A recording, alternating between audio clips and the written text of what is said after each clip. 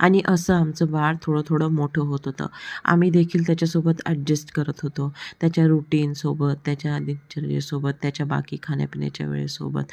आणि कसं आहे ना, की छोटं जसं बाळ मोठं होतं ना, तसं तसं आपल्याला देखील गोष्टी समजायला लागतात आणि गोष्टी थोड्याशा सोप्या होतात.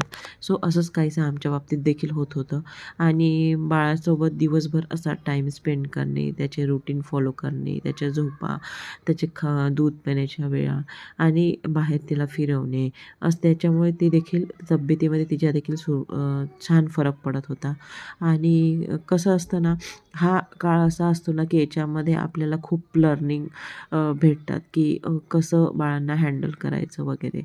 आणि आम्ही देखील तेच करत होतो. आणि बाळ देखील हळूहळू रुटीनवर येत होतं. तिच्या वजनामध्ये देखील थोडाफार फरक पडत होता. मात्र तिच्या उलट्या काही गेल्या कमी होत नव्हत्या.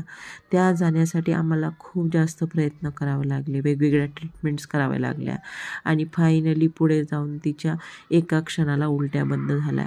पण हा वेळ आम्ही कधीच विसरू शकणार नाही. कारण यातमधले जे स्ट्रगल्स होते ना, ते खूप जास्त होते आणि न विसरण्यासारखे होते. आणि बाळ देखील आमच्यासोबत छान असं आम्हाला कॉपी करणे, खेळणे, अशा गोष्टी करायचं. ते बघून आम्हाला देखील आनंद मिळायचा, की चला आपण जे पण स्ट्रगल करतो त्या गोष्टी आपण या अशा छोट्या-मोठ्या आनंदांनी विसरू शकतो.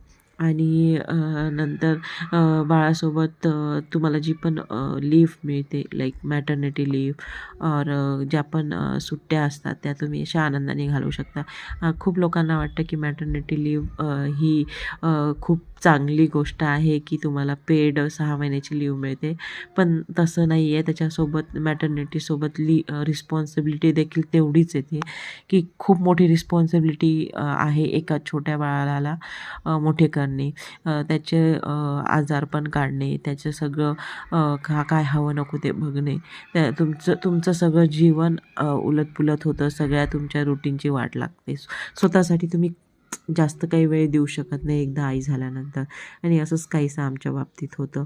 अशा प्रकारे आमचं बाळ हे एक दिव्यातूनच वर आलेलं म्हणावं असं तुम्ही म्हणू शकता. आणि बघू शकता की कशी एन्जॉय करत आहे. बस दिवसभर किती